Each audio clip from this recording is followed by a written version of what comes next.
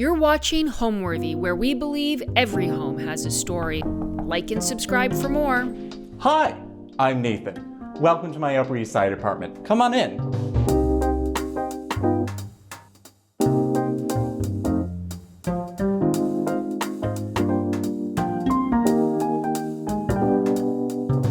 My name is Nathan Urbach. I've lived in Manhattan, hailing from upstate New York for about 20 years. I consider myself a modern gentleman, and I think part of being a modern gentleman is having a home in which you want to share with many people. What is a modern gentleman? I think it's following the golden rule and treating others the way you want to be treated, and living a good life that you can share with others. I currently work for the New York Philharmonic. It is my fifth center institution. I've made my way around the plaza, and I'm working with the development team currently to help reopen the new David Geffen Hall, which will open next month in October 2022. It's 2 years ahead of schedule and on budget, which I don't think any time in my professional life I'll be able to say again. So it is a very exciting time for everyone involved at the Philharmonic. So after about 20 years on the Upper West Side, I decided to take the great leap across the park. And I found this fantastic apartment, having lived in modern buildings before, which were kind of cookie cutter and rather square. I always wanted to live in a pre-war building. And I think what really sold me on this apartment was that true Bing and Bing style of having that sunken living room. So you have an entrance of the foyer behind me. Then you can step down where I love to have guests over for dinner parties and for parties just to enjoy each other's company. So this apartment for me is rather special as it holds so many things that I love, from my family heirlooms to things that I acquire on my travels. So welcome to my foyer, which is the first part when entering my apartment. And for me, it really encapsulates many things that I love, including music. And one thing I do have is this antique radio, which is really fun, that I bought at an estate sale many years ago. And as you can see, it has this wonderful radio, and sometimes I listen to the Metropolitan Opera broadcast on it. And what's fascinating about this piece is that it actually is one of those old radios that uses the light bulbs in the back. So there's a bit of a glow from the back of it, which is rather interesting when I use it. It was at an estate sale from my next door neighbor growing up when I was a child. So I've actually had this piece since I was 19 years old, which I think is really terrific, and it now carries with me a couple decades later. And then a beautiful clock here that was my grandparents', which unfortunately stopped working when my grandfather passed away. So I haven't really gotten it fixed because kind of just stopped at that time. And then the fun thing is I do have this affinity for taxidermy, and I don't go hunting. Well, actually I do go hunting. I hunt antique stores. But what's amazing about this piece, it's paper mache. And it's something that I bought at West Elm, and then it was white, and I decided gold speaks a little bit better. So I just spray painted it, and there it hangs. Continuing on, one being a Dapper Dan. I love clothing, and so here are some actually pieces from a catalog that I found at an antique store up in Millbrook. And this was how people used to order their clothing, so I want lot or design 3104. So this is from an old catalog. So these chairs, I actually was given by a colleague at the Metropolitan Opera who was getting rid of them. And I just think they are a beautiful, I think, Biedermeier chair. And then I loved that the cushion, he had something more classical. And I thought, why not go a little bit more funky? So I got this gray kind of berry pattern on it. A wonderful thing about this apartment, and what really sold me, was that true Bing and Bing style. And that was having a sunken living room. So I think that adds to the grandeur of when coming into my apartment, you get to step down into this wonderful living space. And I love walking down, except in the middle of the night. I have to say I've tripped on it once or twice when the apartment's been dark. Moving further into my apartment, as you can see, there's more horns, more taxidermy. But again, going back to music, this Victrola, which was from my great-grandparents, I schlepped from upstate New York down here to Manhattan. And it's really fantastic because there's no electricity involved. and it's just a horn. And let me play something for you.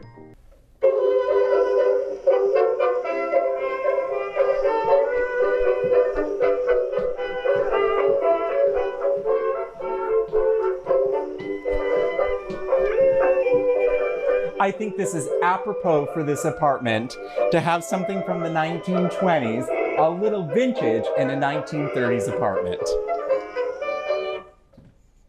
So a dinner party here usually starts with drinks here in this living room. And when I was designing this room, I decided that it would be really appropriate to have two oversized couches face each other. And when I entertain here, I feel very fortunate because I can get about 4 guests on each sofa. So if it's more of a cocktail party that I'm hosting, there's plenty of room for people to seat. And I usually love, if having a cocktail party, like to have anywhere between about 15 and 25 people attend. I like it to be crowded and an exchange of conversations between many different people.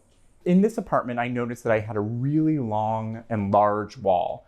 And so I dove in and leaned into that idea of having a gallery wall. And so a dear friend of mine, when I moved into the apartment, gave me the name, she's a gallerist, of the person that hangs all of her art. So he came in and we mapped everything out on the floor, and then we translated that to the wall.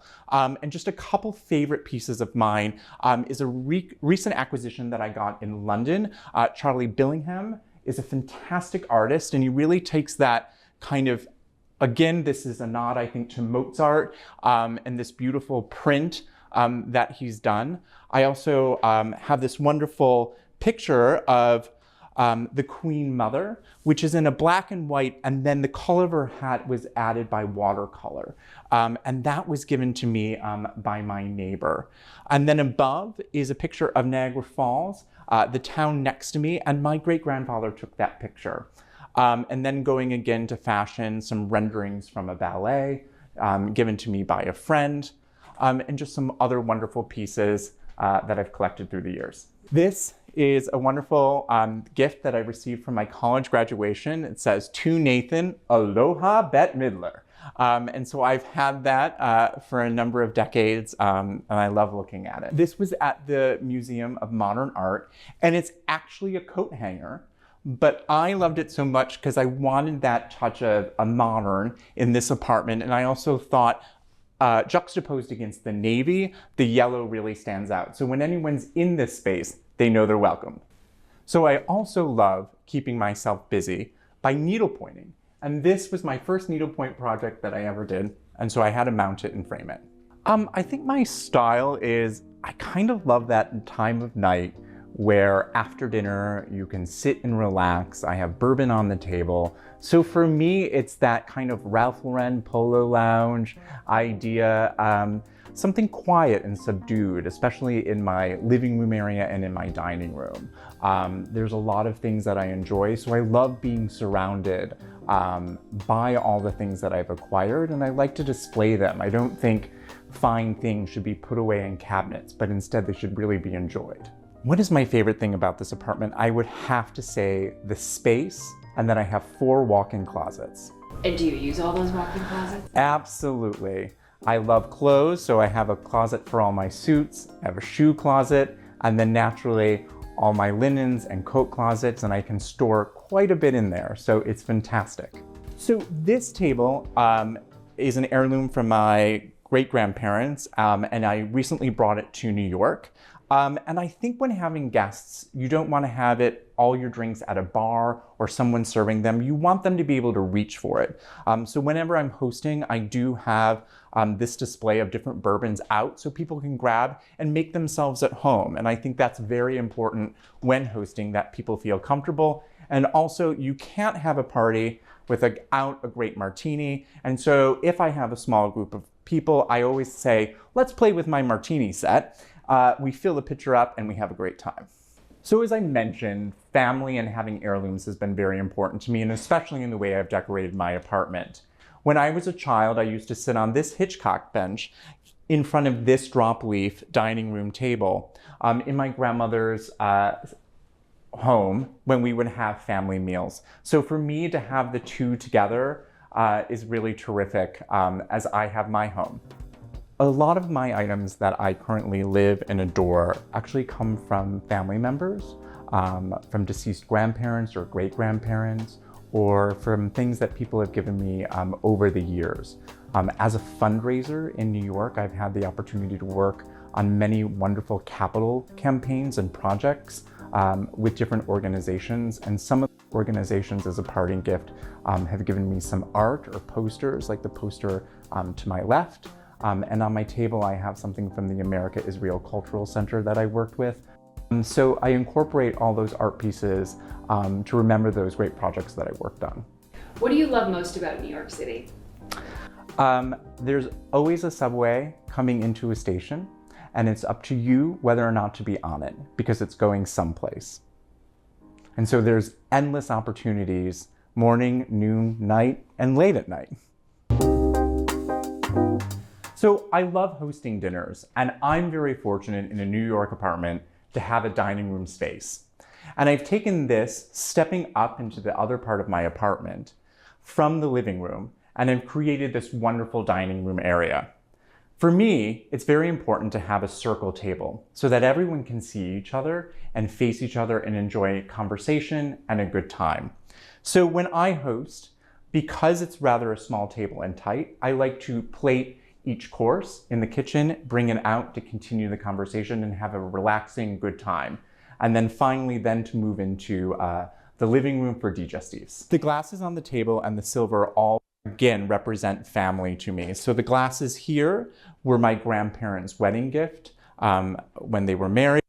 This place setting came from my great aunt, and the silver is well from her, which I love to use. Again, you have beautiful things, you should use them and not keep them away. This light, kind of that mid-century modern look, I love mixing different decades of furniture and style together to really create what I call that New York look.